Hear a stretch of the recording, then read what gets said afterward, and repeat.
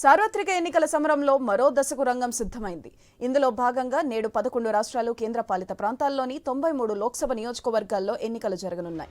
ఇందుకోసం కేంద్ర ఎన్నికల సంఘం అన్ని ఏర్పాట్లు పూర్తి చేసింది.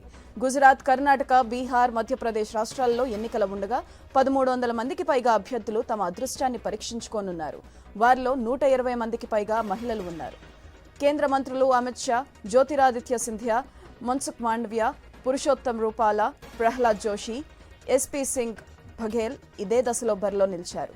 గాంధీనగర్ లోక్సభ స్థానం పరిధిలోని అహ్మదాబాద్ నగరంలో మోదీ, అమిత్ షా తమ ఓటు హక్కు వినియోగించుకోనున్నారు.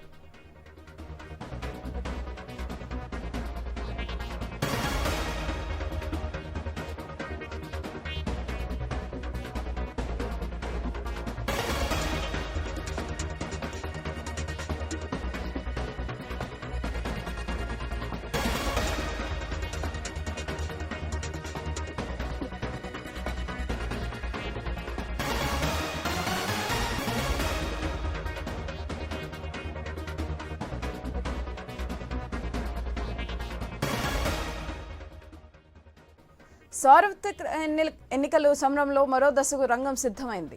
ఇందులో భాగంగా నేడు 11 రాష్ట్రాలు కేంద్రపాలిత ప్రాంతాల్లోనూ 93 లోక్సభ నియోజకవర్గాల్లో ఎన్నికలు జరగనున్నాయి.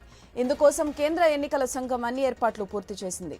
గుజరాత్, కర్ణాటక, బీహార్, మధ్యప్రదేశ్ రాష్ట్రాల్లో ఎన్నికలు ఉండగా 1300 మందికి పైగా అభ్యర్థులు తమ అదృష్టాన్ని పరీక్షించుకోనున్నారు. వారిలో 120 మందికి పైగా మహిళలు ఉన్నారు. కేంద్ర మంత్రులు అమిత్ షా, జ్యోతిరాదిత్య సింధియా, మన్సుఖ్ మాండవియా, పురుషోత్తం రూపాలా, ప్రహ్లాద్ జోషి, ఎస్పీ సింగ్ బఘేల్ ఇదే దశలో బరిలో నిలిచారు. గాంధీనగర్ లోక్సభ స్థానం పరిధిలోని అహ్మదాబాద్ నగరంలో మోదీ, అమిత్ షా తమ ఓటు హక్కు వినియోగించుకున్నారు.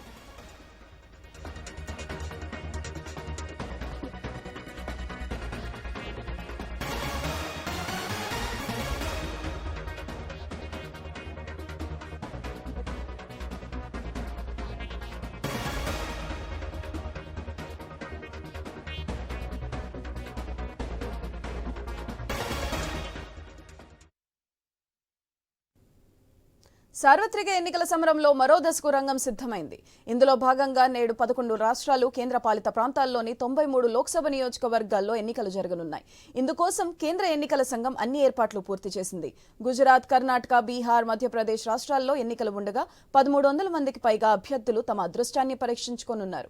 వారిలో 120 మందికి పైగా మహిళలు ఉన్నారు. కేంద్ర మంత్రులు అమిత్ షా, జ్యోతిరాదిత్య సింధియా, మన్సుఖ్ మాండవియా, పురుషోత్తం రూపాలా, ప్రహ్లాద్ జోషి, ఎస్పీ సింగ్ బఘేల్ ఇదే దశలో బరిలో నిలిచారు.